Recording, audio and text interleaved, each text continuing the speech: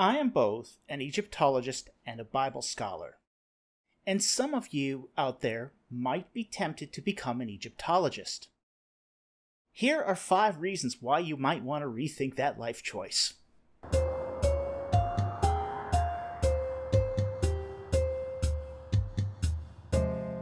We all love Egypt.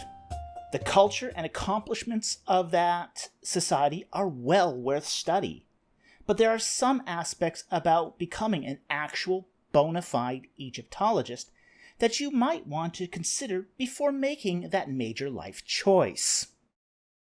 And if you like these videos and wish to help out the channel, please take a moment and hit the subscribe button. It really helps the channel and we do appreciate it. Okay, so there's going to be 5 reasons why you should reconsider becoming an Egyptologist.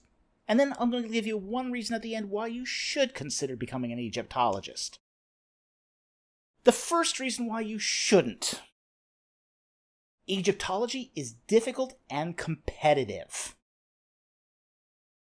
Egyptology is one of the most difficult historical disciplines out there. You have to become deeply familiar with over 3,000 years of history. It typically requires at least 4 years of foreign language training.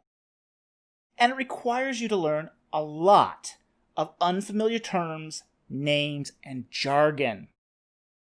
It also requires you to develop a broader understanding of the cultures of the Levant and Africa, as well as related disciplines like archaeology, osteology, that's the study of bones, anthropology, and linguistics.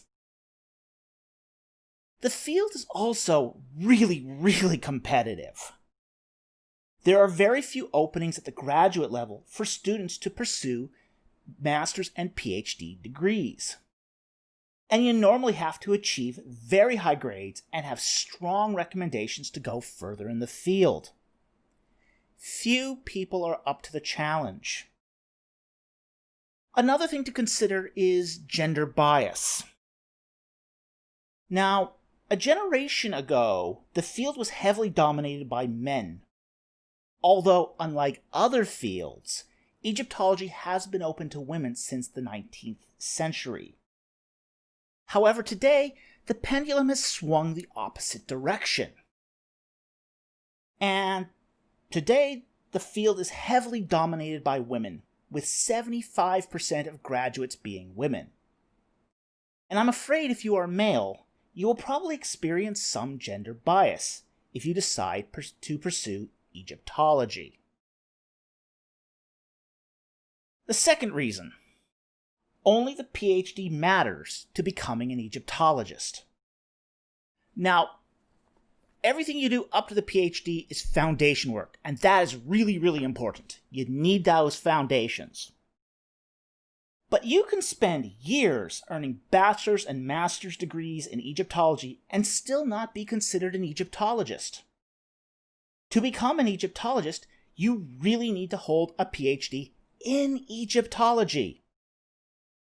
You cannot even become a member of the International Association of Egyptologists, the preeminent professional organization for Egyptologists, without first having earned a PhD in Egyptology.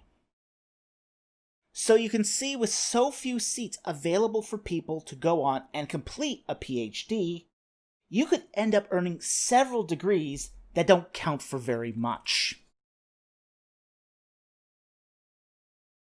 The third reason. There are few jobs and few opportunities to dig.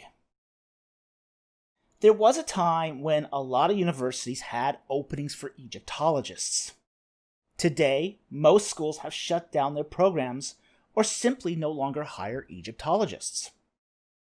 The so-called large programs may have 3 people on permanent staff, and that's a large program. Just because you earned a PhD in Egyptology is no guarantee that you will land a job in the field.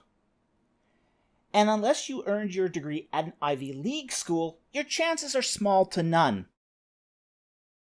Unfortunately, it's sad but true. And even volunteer opportunities have become a premium commodity. It used to be that museums had to really hunt to find people to keep their doors open, because their operations are dependent upon the free labor of volunteers. But with the rise of internship culture, museums now demand resumes and conduct job interviews before considering whether to take on a new volunteer. Furthermore, opportunities to dig in Egypt are scarce. You have to have a license to dig in Egypt, called a concession. Only certain universities and leading experts are ever granted a concession. This means you may never get the opportunity to dig in Egypt. Fourth reason, the pay is terrible. If you become a fully tenured professor, then life is good. Pay is good, you got job security, everything you could probably want out of life. Unfortunately, tenure-track positions are rare. And even if you land one of the adjunct roles, you're expected to fulfill all the duties of a full teaching position at a fraction of the pay. Moreover, if you get opportunities to write, chances are you'll be paid little or nothing for your labor. The best paying writing gig is to do a single authored book, but you cannot live off of the net proceeds of that.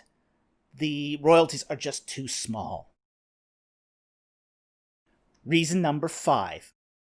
You will be harassed from time to time.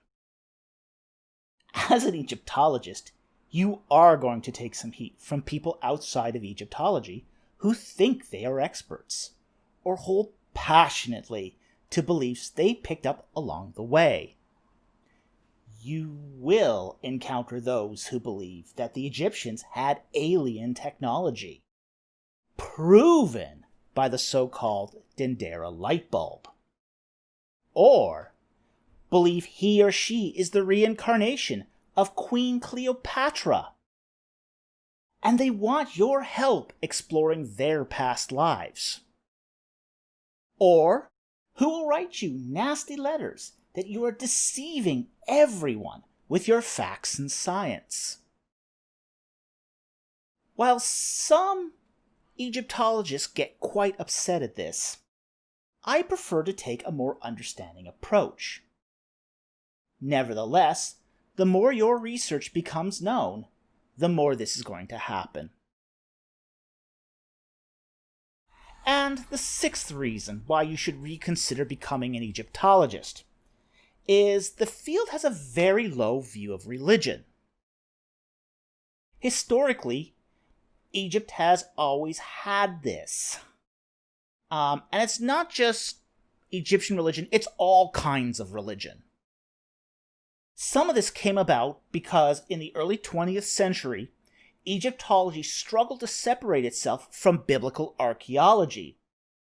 And the two disciplines have not really been on speaking terms since. Even discussions of Egyptian religion tend to focus more on ideas that are highly secularized than over what the religion actually meant to those who practiced it. And even though we are living in a time when so much attention is placed upon diversity and cultural sensitivity, little attention is paid to ideas of religious experience within Egyptian religion. And if you even broach questions of the interrelationship between Egypt and the Bible, prepare for a derisive discussion. So those are the 6 reasons why you shouldn't become an Egyptologist.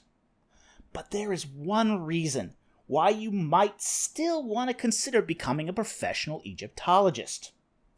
And that is, if you love the culture of Egypt and are passionate to do research on it, you might still want to become an Egyptologist. The heart loves what the heart loves. And if you love the culture of ancient Egypt so much that you want to spend the rest of your life studying it, being an Egyptology may still be in the cards for you. Anyway, I hope you enjoyed watching this video. Thank you for watching, and see you next time on Ancient Egypt and the Bible.